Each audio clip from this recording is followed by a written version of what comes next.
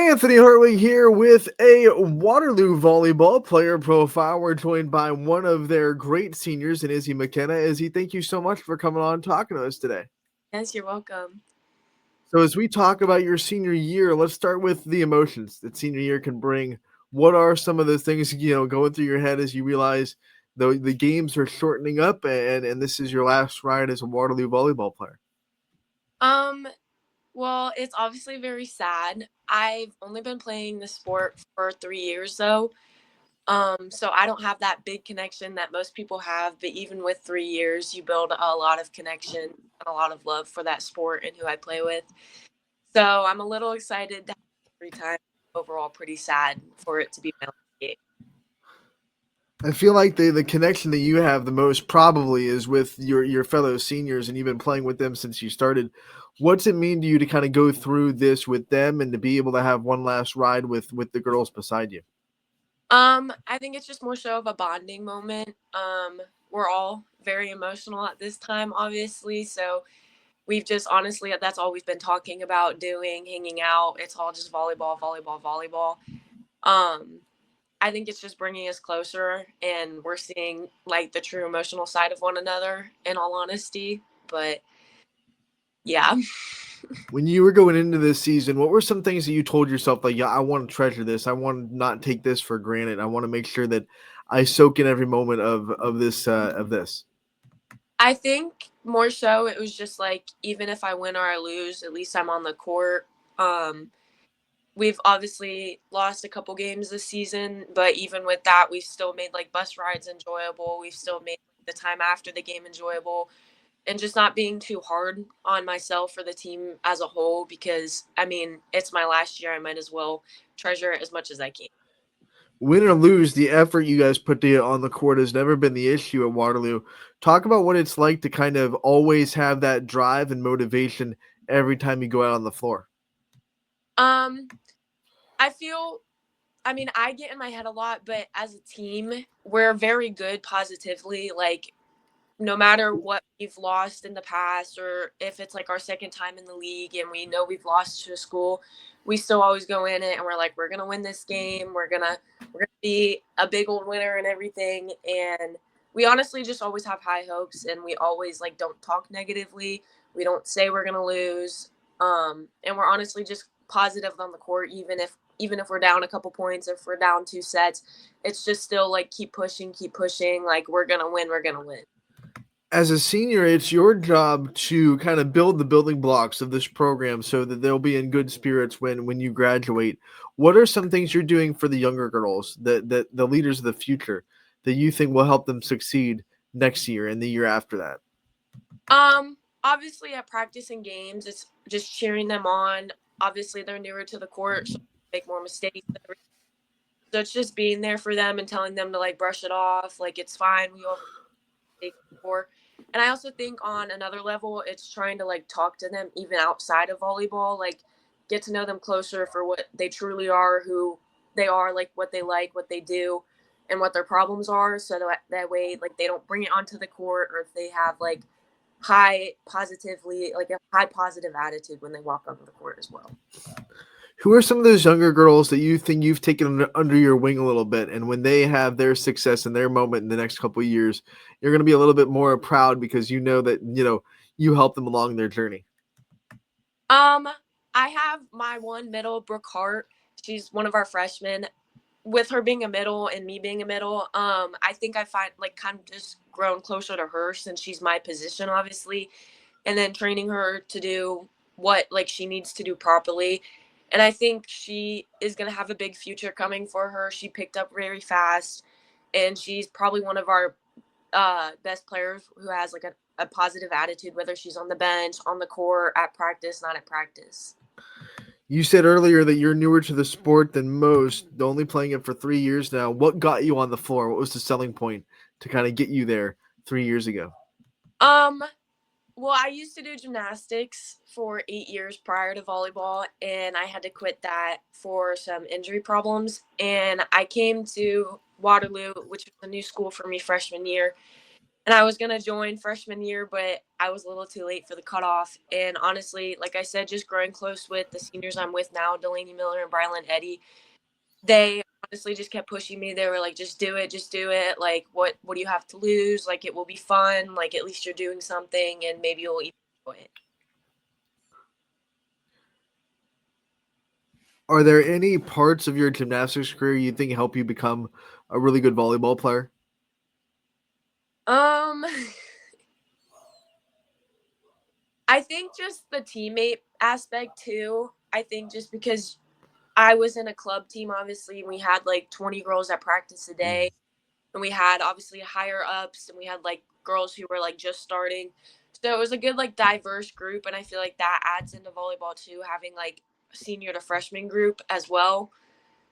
Um, like skill wise, I don't really think much helped. Maybe like jumping, I Oh, we guess. all know you can jump. Come on.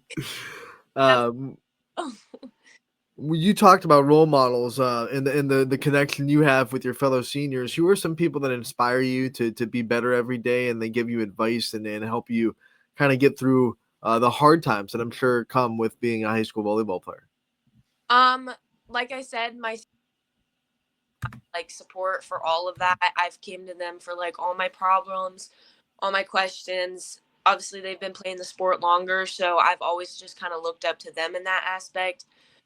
Um, and I feel like my mom as well. I feel a lot of people say that, but she's gotten me through like the hard parts of my sport.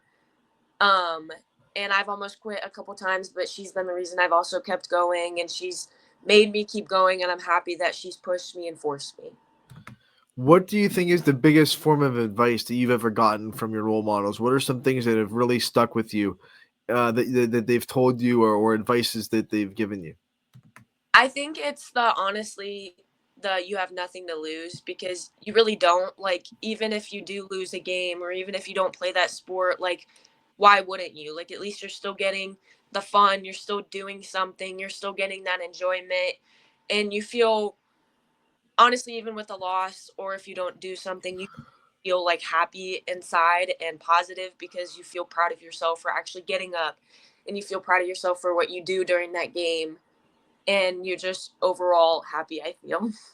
Let's get to know you a little bit off the floor too. What are some interests you have outside of volleyball? What are some hobbies you have or things that you do outside of the sport? Um, I mainly just work and hang out with friends. I'm gone like I've thought about doing a couple different hobbies, but so far that's really all I have time for. It's just been friends, volleyball, and work. Holding down a job. Where do you work? What's your job right now? I work at Dairy Queen. Oh, getting the snacks, right? Do you get some free ice cream at least? You don't get free ice cream, sadly. Yay. I do get a 50% discount. So Okay, so you get discounted ice cream at least. Do you like the Dairy Queen ice cream? Or are you someone that works there, but like you would rather go somewhere else for ice cream? oh no, I love it. I go home with like a blizzard every day at work. Yes. So I'm talking about you got to have some perks. Yeah. Um, Also, you have a 4.0 GPA. So let's talk about yourself as a student.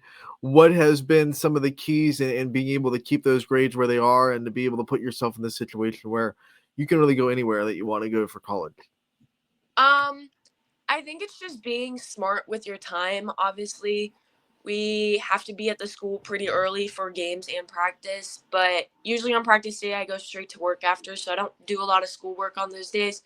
Game days is when I do most of my work, either on the bus ride to a game or the bus ride home from a game, or even when we get back from a game and I'm back at home.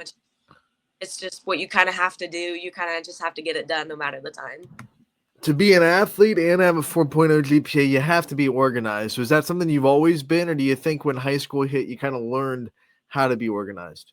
Um, I think I've always been organized, honestly. I think once high school hit, it got a little less organized, if I'm gonna be honest.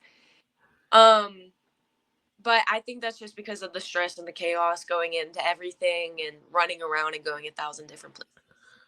What was the hardest class to keep that 4.0 GPA in?